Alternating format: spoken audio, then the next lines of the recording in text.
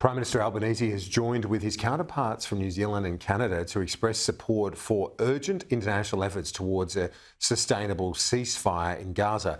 But Israel's ambassador to Australia says the fighting can only end after Hamas is defeated and all the hostages are released. Here's political correspondent Olivia Caisley.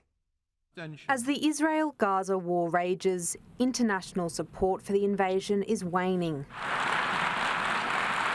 United Nations members, including Australia, supporting a ceasefire resolution. Hamas must be defeated and dismantled, but this cannot be without account for the protection and welfare of Palestinian civilians. Australia supports Palestinians' right to self-determination.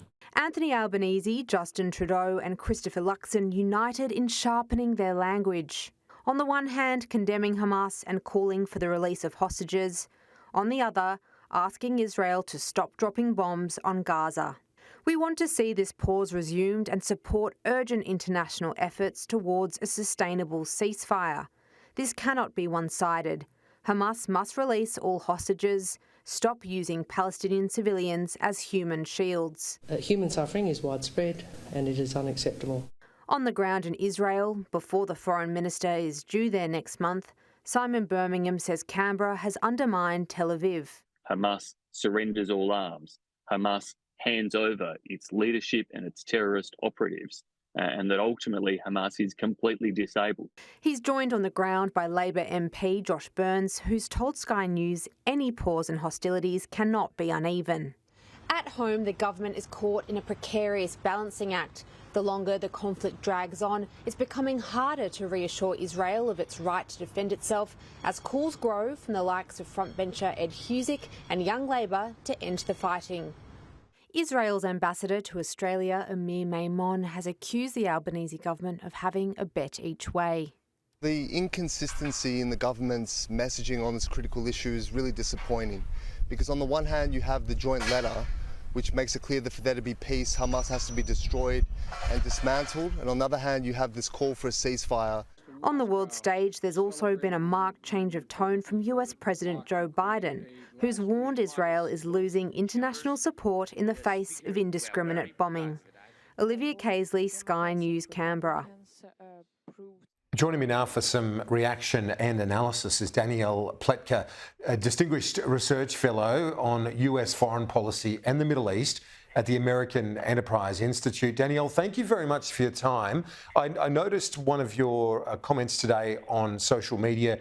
It seems like you weren't surprised by the statement by New Zealand and Canada. Were you surprised that Anthony Albanese was part of that? I was disappointed. I think that's the right way to say it. Look, you know, in America, we've learned not to expect much from the Trudeau government. In Canada, and of course, you know, New Zealand is New Zealand. I think, you know, Australia obviously has an important relationship with the United States. We rely on the Australian government to be sensible. When we see them calling for a ceasefire, when we see them making statements, I couldn't believe this when I read it. The joint statement says Israel has a right to exist.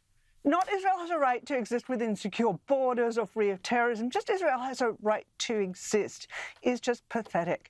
And bringing that together with the vote in the United Nations, I think is just, it's just awful, really. You said that it was an embarrassment to all decent Australians and beneath also the embarrassing record of the Albanese administration. Can you elaborate on that for me? What do you find embarrassing and flawed in what the government has done to this point? Look, I think we've seen that the Albanese government has first of all, has it had its feet on both sides? Well, really wanting to not defend Hamas, but to defend the idea of a ceasefire.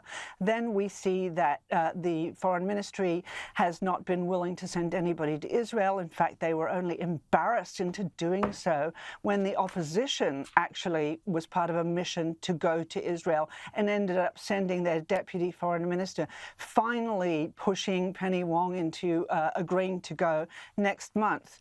You know, Australia has a long tradition of support for Israel. Australia has a long tradition of standing by Israel's right to live in peace and security, free of terrorism, within secure borders.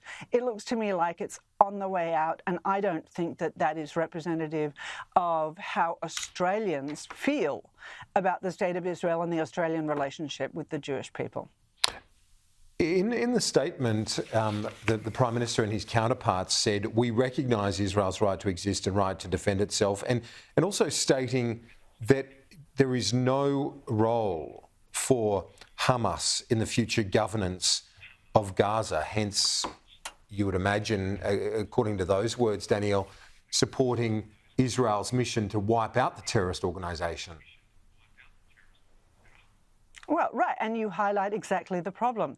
You can't actually support Israel's mission to wipe out Hamas at the same time as you support a ceasefire, because a ceasefire will end that mission to wipe out Hamas. So, you know, this is sort of rote box checking on the part of the Albanese government. But when you look at it, when you pass it, when you read the words, as you read the words, Israel has a right to exist, as if somehow that was ever in question, you understand that what they're really talking about is saving Hamas from Israel.